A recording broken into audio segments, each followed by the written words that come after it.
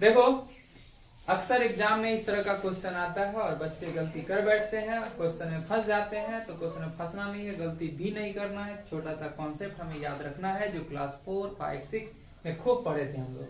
जो हिंदी मीडियम वाले स्टूडेंट है वह स्टूडेंट को ये बात पता होगा कि भाज्य बराबर होता है भाजक गुने भागफल जोड़ शेषफल। जो इंग्लिश मीडियम के स्टूडेंट है वो भी यही चीज को पढ़ते हैं। फर्क यही होता है कि उसको इंग्लिश में पढ़ते हैं और बोलते हैं क्या चीज कि dividend is equal to division multiply quotient plus remainder, यही ना पढ़ते हैं। फर्क क्या है? वर्ड का फर्क है, मीनिंग सेम निकल के आता है। और वही कॉन्सेप्ट से हम लोग इस क्वेश्चन को करेंगे। घबराना नहीं है, बहुत बड़ा रॉकेट साइंस भी इसमें नहीं लगाना है। हमें निकालना है, बोला है क्वेश्चन में कि फाइंड द स्मॉलेस्ट नंबर। एक ऐसा स्मॉलेस्ट नंबर निकालिए, जो अपने शब्दों में हम क्वेश्चन को समझा रहे हैं कि एक ऐसा स्मॉलेस्ट नंबर निकालिए जिस नंबर को आप जब 28 से डिवाइड करोगे तो आपको रिमाइंडर के तौर पे 8 मिल जाएगा। जबकि 32 से डिवाइड करोगे तो आपको रिमाइंडर के तौर पे 12 मिल जाएगा। वो नंबर है क्या? वही तो हमें निकालना है। वो नंबर है क्या जिस नंबर में अगर हम लोग 28 से डिवाइड करें तो मिले 8, जबकि 32 से डिवाइड करें तो मिले 12। वो नंबर हमें निकालना है। वो नंबर हमें पता नहीं है तो वो नंबर को हम मान लेते हैं x। चलो x मानो, y मानो, कोई दिक्कत नहीं, हम मानेंगे आज चेंज करके थोड़ा लेट। क्या हमें निकालना है? द स्मॉलेस्ट नंबर, तो लिख देंगे the smallest number via z। मजा आ गया, नंबर मान लिया हम लोग z। अब क्या बोलते हैं हम लोग? अकॉर्डिंग टू क्वेश्चन बोलते हैं हम लोग। और ये चीज पढ़े हैं क्लास 10th में कि a बराबर होता है bq प्लस r। पढ़े हैं a बराबर bq प्लस r। जबकि a की जगह पर हम लोग मान लिए उसको z। क्या मान लिए हम लोग? z। क्या मान लिए हम लोग? z। b किस चीज को रिप्रेजेंट करता है? रिप्रेजेंट करता है b डिवीजर को, डिवाइजर को जिससे हम लोग डिवाइड करते हैं उसको, यानी भाजक को। तो वो चीज को हमने क्या देखा यहाँ पे 28। क्या देखा हमने? 28। जबकि q के जगह पर हम मान लेते हैं x। क्या मान लेते हैं हम लोग? x। क्या मान लेते हैं हम लोग? x। जबकि हमें शेष के फल में मिलता है 8। जबकि हमें मिलता है 8। ये तो क्वेश्चन बोला था, हम थोड़ी बोल रहे थे। तो z इज इक्वल टू क्या हो सकता है? 28x प्लस का 8। 28x प्लस का 8। समझ में आ गया होगा? यह है अपना equation number 5। Again according to question z कभी चेंज नहीं होगा, क्योंकि हमें वही स्मॉलेस्ट नंबर ढूंढना था जिस नंबर में हम लोग 28 से डिवाइड करें या 32 से डिवाइड करें, वैल्यू इस प्रकार आना है। मतलब क्या चीज चेंज नहीं होना है? जो एक नंबर है z, जो कि नंबर फिक्स नंबर था, वो नंबर ही हमें निकालना है। इसलिए z को चेंज नहीं करेंगे, लेकिन अगला चेंज होगा। और वो क्यों चेंज होगा तो ये बात तुम लोग को भी पता होगा कि सिंपल सा बात है, हम एग्जाम्पल लेकर के भी समझा सकते हैं। फॉर एग्जाम्पल कोई इंसान लिखता है 28, और 28 लिखने के क्रम में कोई इंसान इसको 4 से डिवाइड करता है, 7 टाइम्स में आ जाता है 28। 7 टाइम्स में आता है 28 जब वो 4 से डिवाइड कर रहा होता है तब। जबकि कोई इंसान इसी नंबर को 7 से डिवाइड कर रहा होता है तो 4 टाइम्स में आता है 28। 4 टाइम्स में आता है 28। तो हमने यहाँ पर एक चीज तो देखा कि ये जो Q जो है वो वेरी कर रहा है। मतलब Q चेंज कर रहा है। तो इस बार भी Q वाले वैल्यू को सेम रखना उचित नहीं माना जाएगा।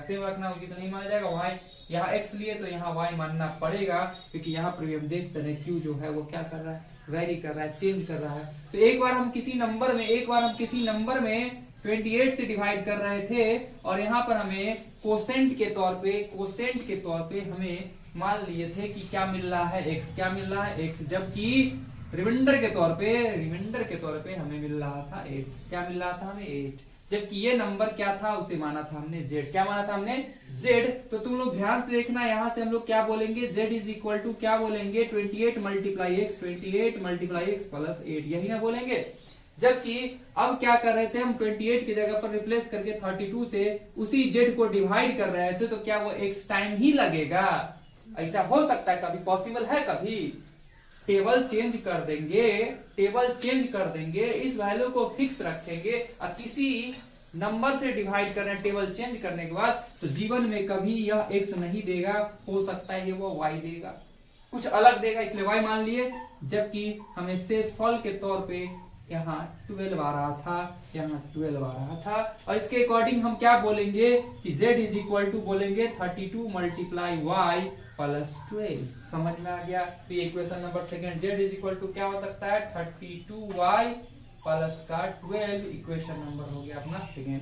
From equation first and second हम देख रहे हैं z चेंज नहीं हो रहा है, तो हम बोल पाएंगे यह बात कि from equation first and equation second.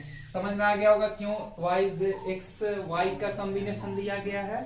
तो from equation first and second बोल सकते हैं 28x plus 8 is equal to 32y plus 12।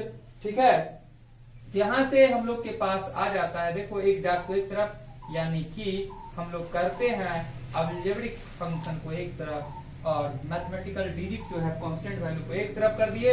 यहाँ से आ गया अपना क्या चीज 28x माइनस का 32 इज इक्वल टू 4, सॉरी 32 होगा यहाँ पर, हम भी ध्यान रहे थे, बात मिस्टेक हो गया।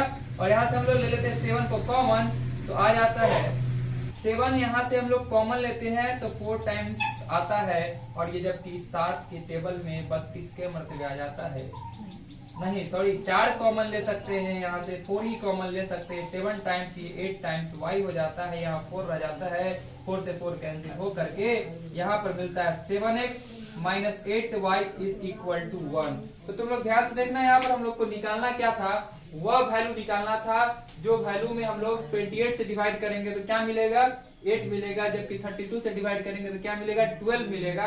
तो तुम लोग इक्वेशन फर्स्ट में भी डाल सकते हो, इक्वेशन सेकंड में भी डाल सकते हो वैल्यू को, तो तुम लोग देख सकते हो चीज कितना आसान है ये क्वेश्चन। हम लोग फ्रॉम इक्वेशन फर्स्ट करे या सेकंड करे आंसर सेम आएगा। तो हम लोग देखो बोलते हैं क्या चीज from equation first. Equation first में तुम लोग ध्यान से देखना x के बगल में कौन आया है वो वैल्यू यहाँ पुट कर देना। तो हम लोग यहाँ से देख पाएंगे z is equal to 28 multiply 7 plus का 8, तो आ जाता है 196 प्लस का 8, यानी कि आ जाएगा 204, यानी z इज इक्वल टू आ गया 204। और z किस चीज को रिप्रेजेंट कर रहा था, स्मॉलेस्ट नंबर को। नंबर तो स्मॉलेस्ट नंबर के लिए स्मॉलेस्ट, ध्यान देना स्मॉलेस्ट नंबर के लिए स्मॉलेस्ट क्या स्मॉलेस्ट इक्वेशन कौन दिख रहा है तुम्हें, स्मॉलेस्ट इक्वेशन ये दिख रहा है क्योंकि इसमें 28 मल्टीप्लाई x प्लस 8 है, जबकि यहाँ पर 32 प्लस 12 है, यानी कि ये बड़ा वैल्यू दे रहा है। और ऐसे भी समझ सकते हैं x का कोफिशिएंट यहाँ पर 7 है जो कि छोटा वैल्यू दे रहा है, और यह वैल्यू डालने पर क्या रिजल्ट आ रहा है हम लोग को 204, मतलब वह छोटा नंबर 204 है जिस नंबर में हम लोग 28 से डिवाइड करेंगे तो हमें क्या बचेगा 8 बचेगा, जबकि 32 से डिवाइड करने पर क्या आएगा 12 बचेगा। चलो चेक भी कर लेते हैं हम लोग इस आंसर को कि हम लोग का आंसर सही है या गलत। तो हम लोग चेक करते हैं 28 को डिवाइड करते हैं 204 में, तो 28 7 टाइम्स 196 आ जाएगा।